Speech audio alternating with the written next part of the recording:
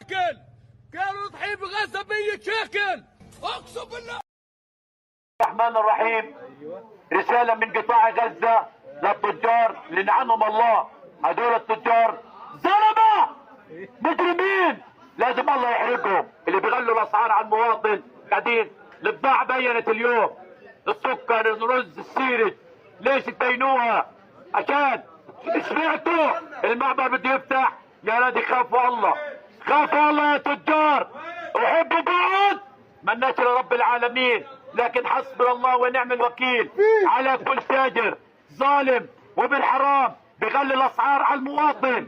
الناس بدها تعيش. Finally, today, there is a report in Asharq al-Aswat. That is an Arabic language media outlet. They also publish in other languages, but in the Arabic Asharq al-Aswat, it's published in London, but it's owned and operated by the Saudis. It's owned by a member of the Saudi royal family. There's a report today that sources within Hamas say that there is an economic crisis happening within the organization as a result of Israel's renewed offensive.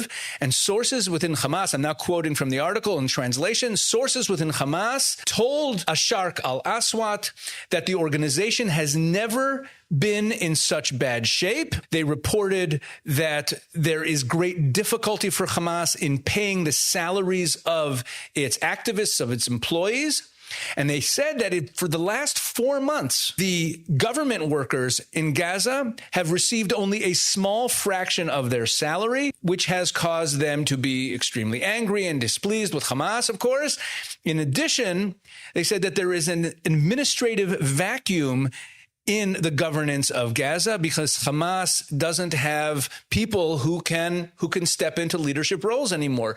You might remember from about a week and a half ago, the Israelis carried out airstrikes that killed most of what was remaining of the Hamas leadership, including the top authority in Hamas in Gaza, Muhammad Sinwar, the brother of the deceased Yahya Sinwar. He succeeded his brother, and Israel killed him about a week and a half ago in an airstrike.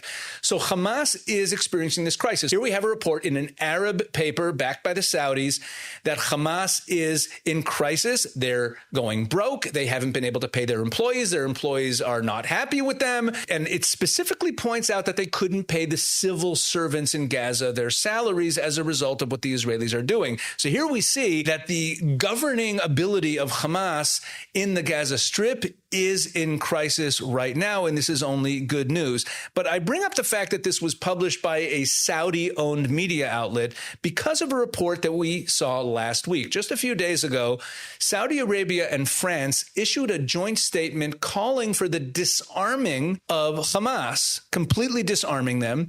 And according to one Saudi source quoted here, the objective is to transform the group into a purely political entity that can still play some role in future Palestinian governance. Put this into context. France, together with the United Kingdom and Canada, said about a week and a half ago that they were going to recognize a Palestinian state sometime in June. كانوا يضحي بغزة 100 شيكل 100 شيكل كانوا يضحي بغزة 100 شيكل. That was a resident of the Gaza Strip calling out the vendors who charged him 100 shekels for a single bag of flour. Now, 100 shekels is approximately $30, an absurd price for a bag of flour. Now, in my previous video, I talked about the quantities of aid that have been coming into the Gaza Strip since the beginning of the war, and I showed there very clearly that the quantity of food in the Gaza Strip that's come in since the beginning of 2025 is the same on average per month as has been coming into the Gaza Strip ever since the beginning of the war. And there has not been starvation. There have been no deaths from starvation throughout the war in the Gaza Strip. There is no starvation crisis. If you haven't seen that video, you have to go watch that now. It's got a lot of very important information. But here you see a guy who is being overcharged ridiculously for a single bag of flour. Now, as you can see, this bag of flour is from Israel. You might have noticed that it has Hebrew writing writing on the package. This flour comes in as part of the humanitarian aid. Now, not only is $30, 100 shekels, an absurd price for a 1 kilo bag of flour, the truth is this guy shouldn't be charged for this bag of flour at all. It shouldn't be costing him anything. The humanitarian aid is supposed to be distributed for free. Have a look at this clip from a Gaza marketplace from just a week ago. السلام عليكم يا حبايبي. زي ما انتم شايفين اليوم انا مارر في السوق لقيت علبة زي هيك معلبات. هذه دجاجة كاملة يا اخوان، وهذه تعتبر مساعدات. طبعا ما حدش في غزة اخذ مساعدات من الاشياء هذه، من هذه المعلبة، وهي مكتوبة غير مخصصة للبيع. Now, as you can see, this can with a chicken in it is being sold for 300 shekels. Now, 300 shekels is about $85, and the can is marked not for sale. המחסור בקמח הוא שיחת היום בעזה, ובזמן שזה קורה, הסוחרים ברצועה ממשיכים במנהג המגונה שלהם.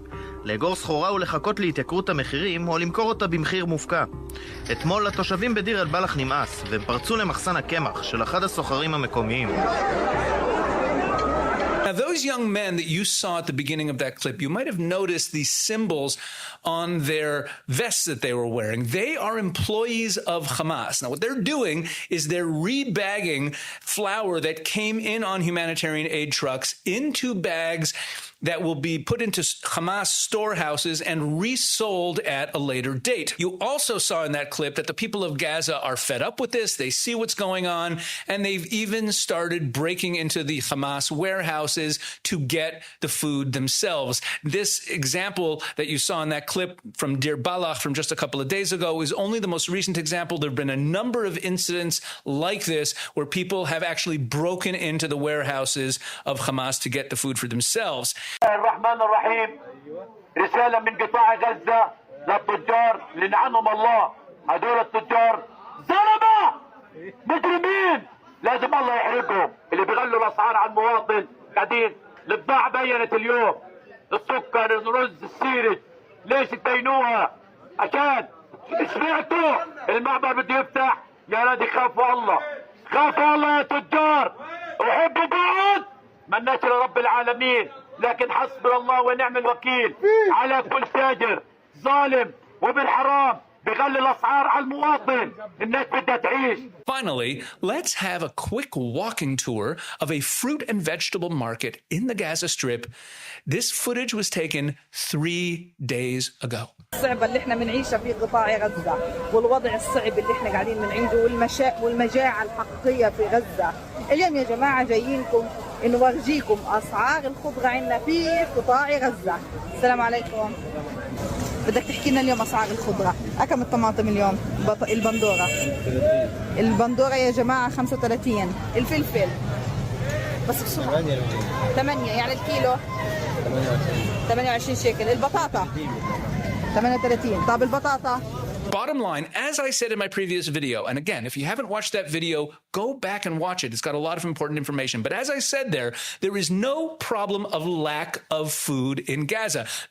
Once again, bottom line, there is no starvation in Gaza. There is no famine in Gaza. It's tragic that President Trump has fallen prey to this false messaging and this blood libel against Israel. The UN's own numbers support the fact that there is no famine in Gaza, but they want to give the impression that there's a famine in Gaza, and that's why they put out reports that say things like risk of famine or famine looms.